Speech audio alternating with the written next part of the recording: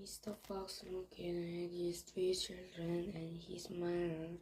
The children smiled back at him, sharing his secret. "My dear old brother," he said, "this miss you is all my fault."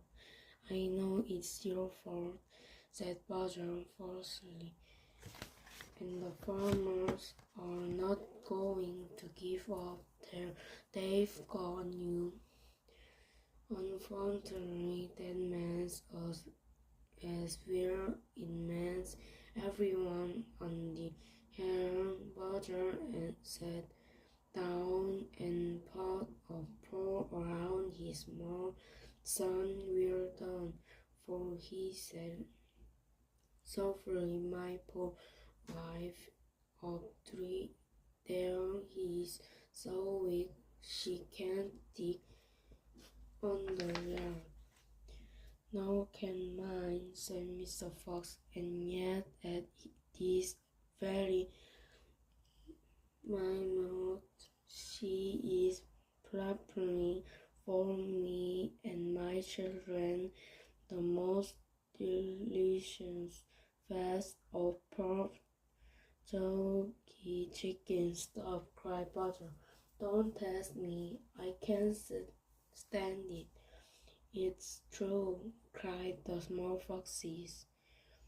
That's not testing. We've got chickens growl, and because everything is externally my fault," said Mr. Fox, "I evening you to show the fat and high eventide everyone to show it, you and More and Rabbit and Whistle and all your weavers and children. There'll be plenty to go round.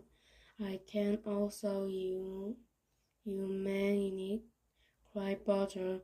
"You manage it." Mr. Fox pushed his face close to Butter's and whispered, "Darky, do you know where we've just been?"